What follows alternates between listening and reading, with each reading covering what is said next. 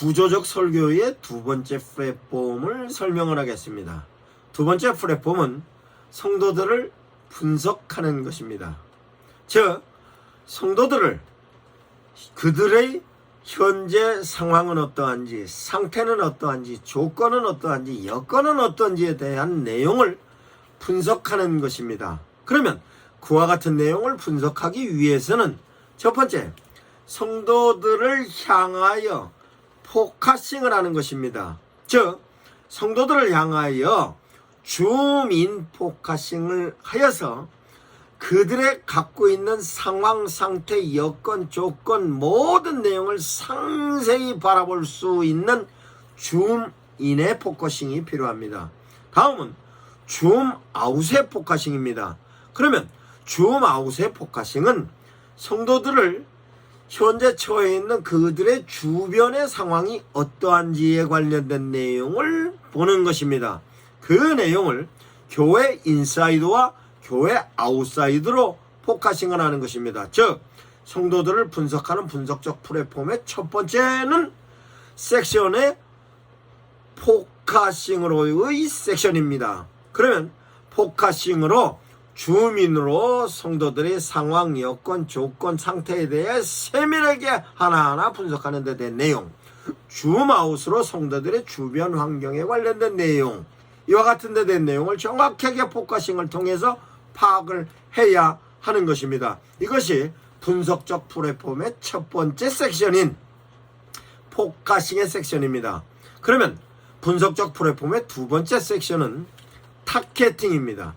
그러면 설교를 할 때 누구에게 설교를 하느냐에 대한 내용입니다. 그러면 타겟팅에 있어서 포커싱으로 교회 인사이드로 포커싱을 했으면 성도들이지만 교회 아웃사이드로 포커싱을 하면 일반 성도가 되는 것입니다. 왜냐?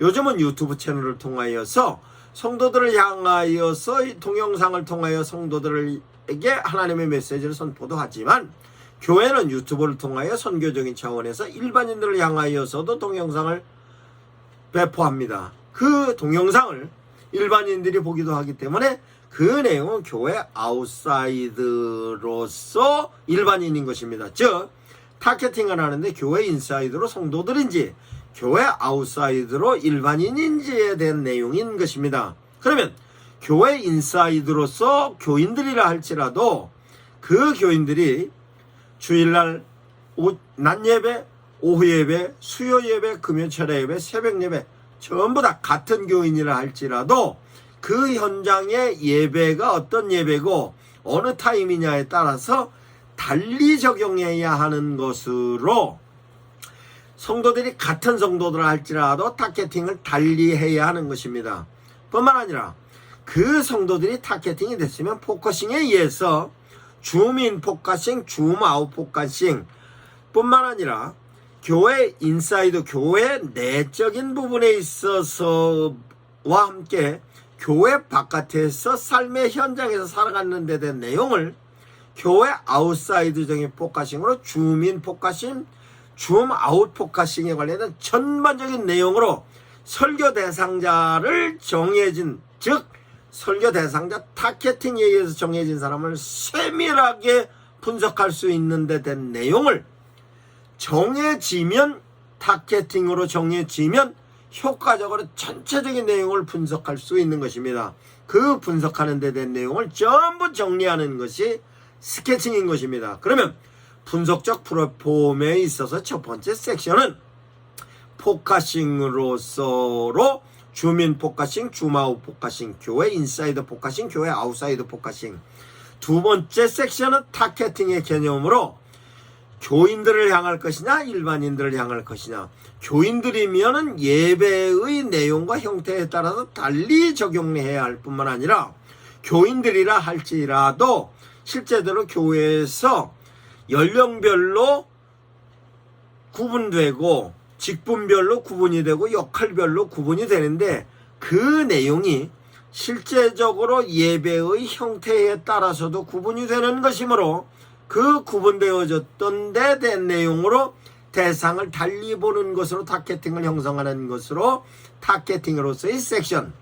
그러면 포커싱과 타겟팅에 의해서 분석이 되어졌던 내용을 전부 정리하는 스케칭으로서의 섹션, 이 세 가지 섹션으로 효과적으로 정리를 하여야 그 정리되어졌던 내용을 통하여서 그네들에게 필요한 하나님의 메시지가 적절하게 전달이 되고, 그 적절한 하나님의 메시지를 효과적으로 성도들이 이해하고 삶에 적용할 수 있는 것입니다. 성도들이 분석적 플랫폼에 의해서 분석이 되지 않으면 목사님들께서 일방적으로 하나님의 메시지를 선포하는 것으로 끝날 수가 있는 것이므로, 실제적으로 성도들을 분석하는 데 대한 내용은 대단히 중요한 것입니다. 이와 같은 데 대한 내용을 성도들의 분석적 플랫폼의 섹션으로 포커싱, 타겟팅, 스케칭에 관련된 섹션으로 정리를 했습니다. 다음은 대안적 플랫폼으로 하나님의 메시지에 대한 내용을 성도들을 향하여 분석되어진 그들에게 어떻게 디자인을 해야 하는 것을 설명을 하겠습니다.